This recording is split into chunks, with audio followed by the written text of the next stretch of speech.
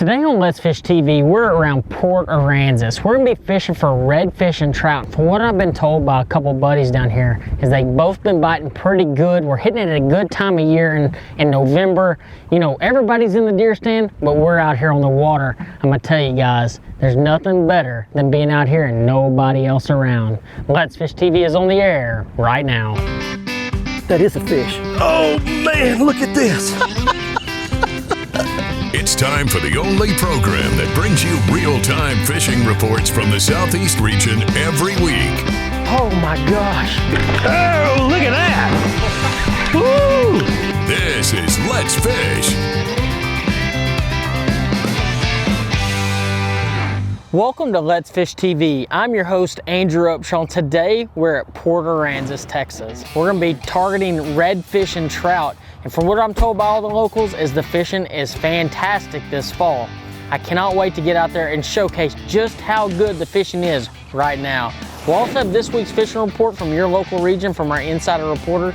In the meantime, I'm gonna get this Mamba 24VX launched, get everything set up. We'll toss it back to the studio for your weekend planner. Hey there, the salooner tables are indicating fair game fish activity on both days this weekend. Peak morning hours begin around 7:19 Saturday, 8:15 on Sunday. Evening activity will begin around 7:44 Saturday and 8:40 Sunday night. Depending on your area, the sun will rise around 7:03 and set at 5:26. Expect the moon this weekend to be at 20% visibility. Stay with us, we've got fishing reports from across the area on the way, plus I'll return with Tawakoni Guide Service Guide Michael Littlejohn on this week's Ask the Pro feature. All right guys, today on Let's Fish TV, we're gonna be heading out in the bay. We're gonna be fishing for redfish and trout. The weather is perfect. You know, light wind, sunny skies, maybe a few storms in the afternoon, but I got a good feeling we're having a lot of fun today. We're gonna be catching a lot of really nice fish. From what I'm told by all the local guides is the fishing is on fire right now. I cannot wait to bring you today's episode, but I'm gonna get out there and see if we can go catch some fish.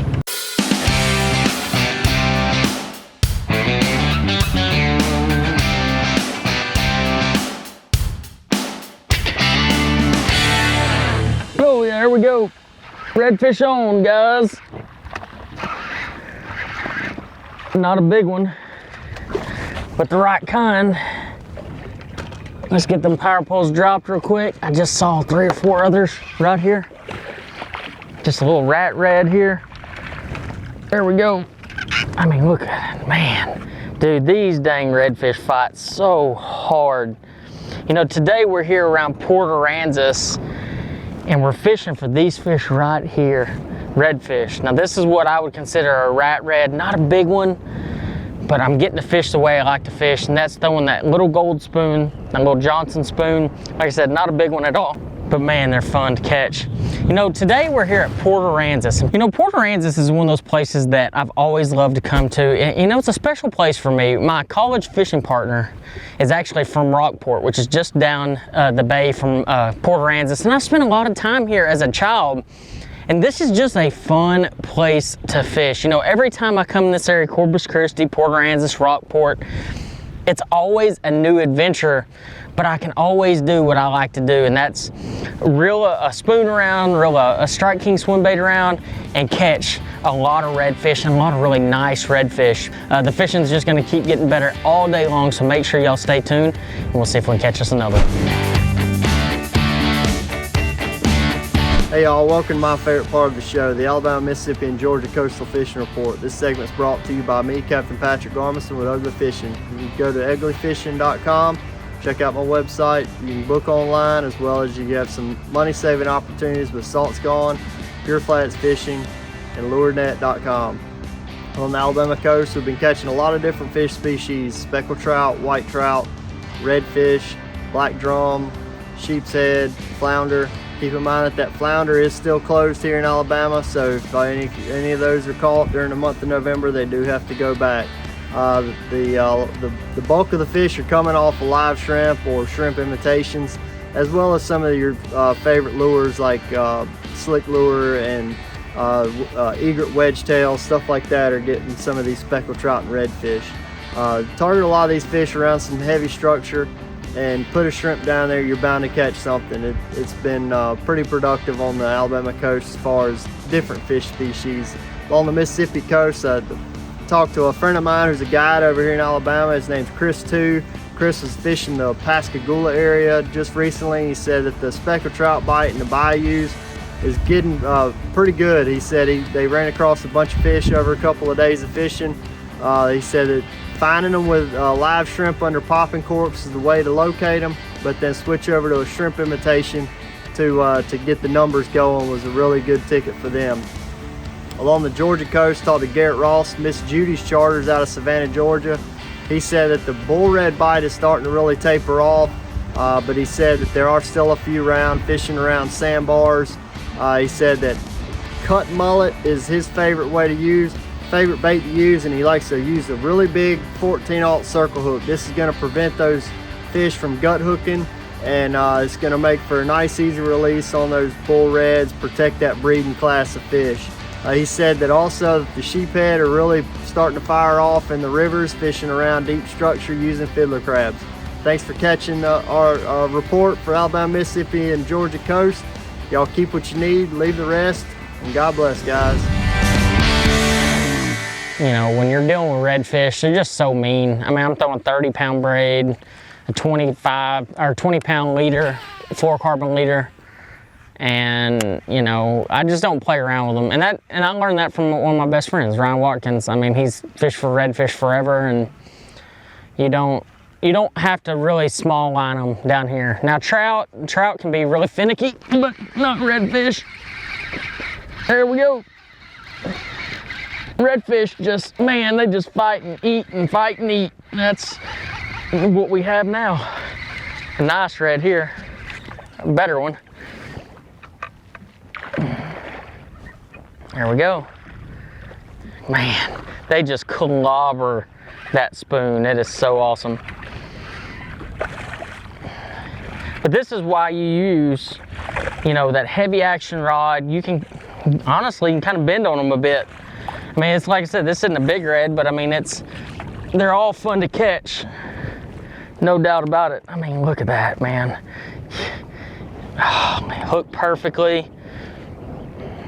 God, just a gorgeous fish here. You know, for tournament red fishing, it wouldn't be the perfect fish to have, but it would probably be in that 20-inch slot range. Get this fish back real quick.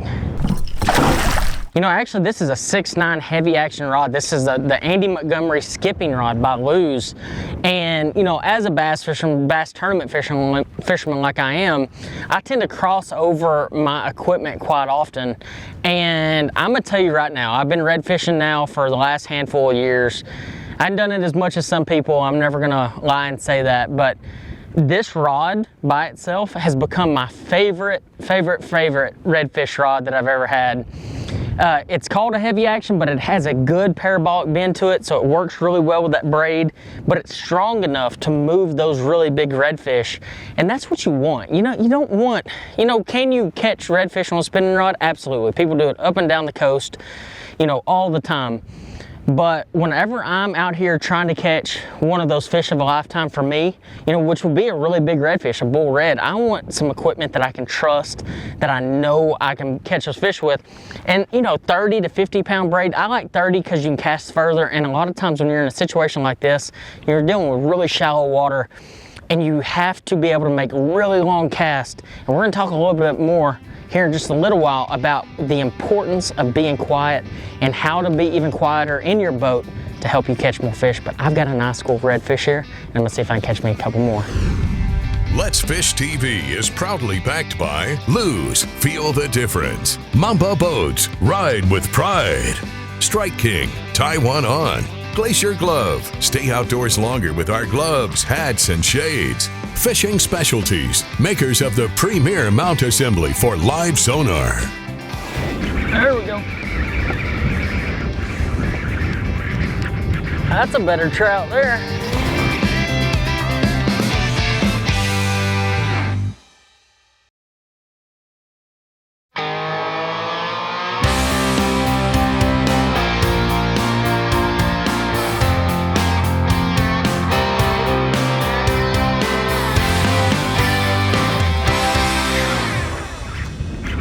go.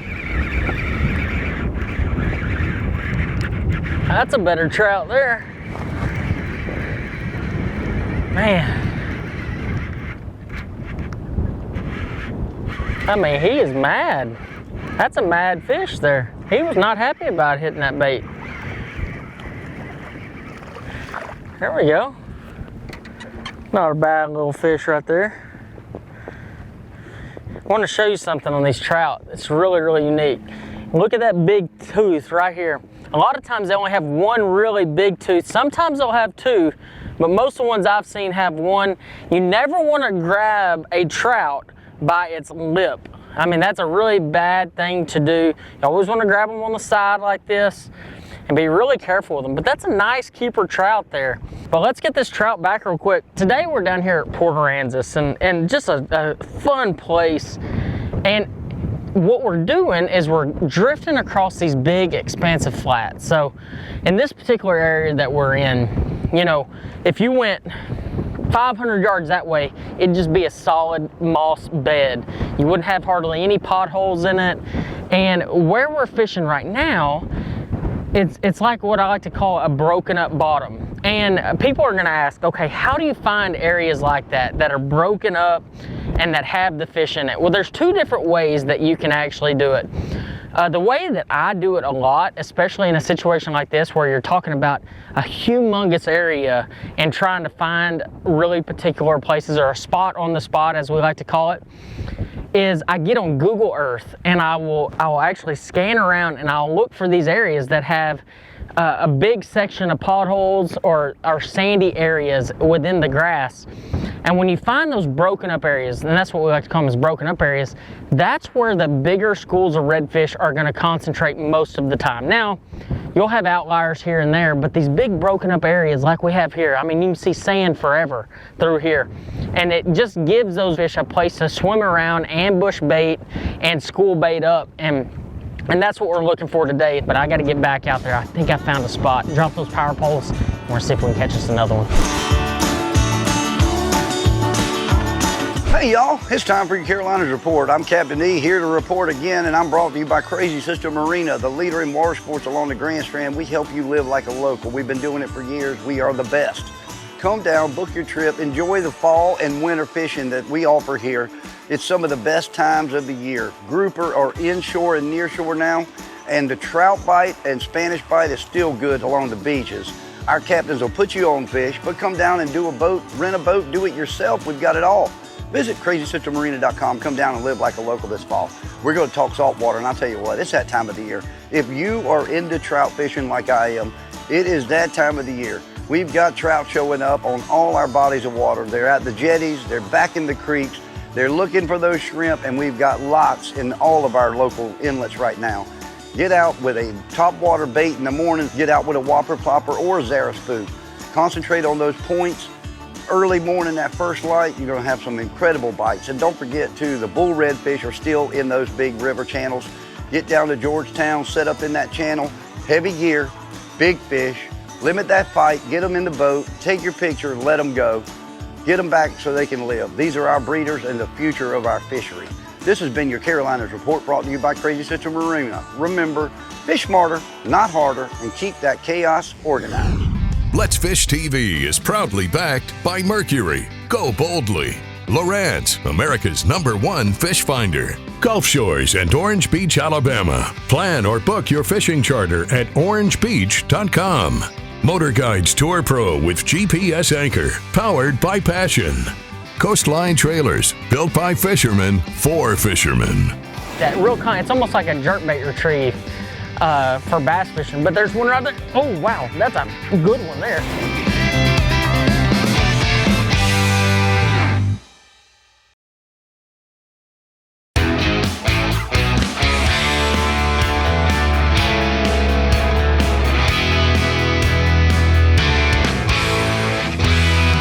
All right guys, I'm gonna show you real quick how to work your soft plastics to catch more trout the next time you're on the water. So I've got a little water trout right here. I've power poled down, I've stayed quiet, and honestly, there's a big pothole right here in front of me.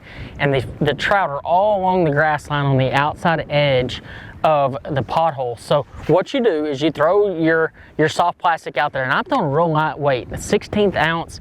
You can go as heavy as an 1/8, but I really like the 16th. I feel like it has that slower fall. It forces you to fish the bait a lot slower, and I'm just hopping it up. I'm taking my time, but I try to vary my retrieve. So I'll do one big hop, and then I'll let it drop, and then I'll do 2 quick snaps.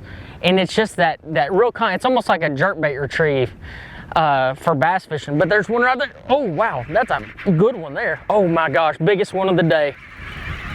Oh, stay buttoned up, baby. Running right at us. Oh, it's a good one. That's a really good trout, guys. Oh, come here. Ooh. Heck yeah, check that trout out. I mean, he engulfed my bait. And that is what you want him to do, and the hook just fell out. And if you pay attention to these trout, guys, they run so fast to the boat, but a nice trout. And I talked about it earlier, but look at the teeth. There's 2 big teeth on the front. It almost seems like it's their personality. Each one of them has a little bit different personality, but a really nice trout. Port Aransas, guys. If you want to have a great day catching redfish, trout, and everything else in between, this is the place to come. I've had a couple on this size today, and actually a couple bigger than this today. We always talk about the ones we lost, never the ones we catch, but not a bad way to end the day. I'm gonna get this fish back real quick. There's one. Oh, that's a good one. There we go. Oh my gosh. I just feel his teeth on the line. Oh man, it's a nice trout there. Look at the size of that trout. Oh, there's one with it, just as big. Goodness gracious, this is one of those situations where you got a power pole down. Oh man, go down. Oh my gosh, man, he choked it. And the problem is I've got this 20-pound contra leader, so I don't want to be too, I'm gonna go down and grab this fish because I don't want to lose it and break my line. You know, even with big line, you take that risk. Let's see here. Come here, fish. It's a big trout. Oh man, check out that trout, guys. Holy cow. Just an awesome fish. What a way to end the day. I mean, you couldn't ask for a better trout to end the day on. Just a nice fish. You know, you talk about expectations when you come fishing. My expectation today was to come out here and catch the fire out of redfish, and in turn I ended up catching the fire out of trout. And it's always like that. You know, if you have these preconceived notions of how you're going to catch fish, it's almost never like that. But man, what an awesome day. And I mean, a beautiful trout. The family's going to be pretty mad I'm throwing this fish back. Let's get this fish back real quick. Oh man, there you go, baby. You know, one thing that we did today that I think is really important that y'all can learn from is paying attention to how these fish were set up. So this morning we went out, we caught some reds. They just weren't big ones. I had one nice one, and as the day progressed, the reds kind of, you know, clicked off. They didn't bite as good. And I told my cameraman, I said, you know what, I'm gonna try to catch some trout. You know, day in and day out, the trout down in this Port Aransas area seem to bite. But you gotta really target them a little bit different. You know, taking that soft plastic jerk bait and kind of twitching it and doing exactly what I told you about earlier and how to fish it. But you gotta get a little bit deeper. You know, those redfish were situated in about 2 foot of water. These trout are about 3 to 4 feet. And you gotta find that water that is a little bit dirtier. And that's a really important aspect. You don't want that super gin clear water. Those trout are way more comfortable when you get a little bit of stain to it. It doesn't have to be super dirty, but you need that stain to the water where you just can't see every blade of grass down there. And that's what we did, is we went down these potholes, these more isolated potholes, down one giant sand bottom area, and that is where the bigger trout were set up. Now, we caught a bunch of trout up there shallow where those reds were, but they were those little 8 and 10 inch trout. And out here is where we started catching the larger than average trout. And I'm gonna tell you guys, when you hook one of those big ones, man, it's different. They run 100 miles an hour and they fight hard and they pull hard and they're screaming in every direction. just doesn't beat it when you catch one of those nice ones. And you know, the crazy thing is, a buddy of mine that does fish down here all the time, they catch like 8 and 9 pounders in the winter time. So we're getting really close to the winter time. They catch them on corkies and soft plastic jerk baits, wade fishing, things like that. Overall, a good day. I'm gonna head back to the boat ramp, get everything set up, and I'm gonna talk to y'all a little bit about how we caught our fish today and the adjustments that we made that made it all go down. So I'm gonna get everything locked up. We'll see y'all here in just a minute. Watch our latest episode or catch up on past episodes on our website at letsfishtv.com. Be sure to hit the subscribe button on our YouTube channel, like us on Facebook, and follow us on Twitter for new fishing videos every day. And download the free Waypoint TV app to get all the latest episodes every week on your phone, tablet, computer, or smart TV.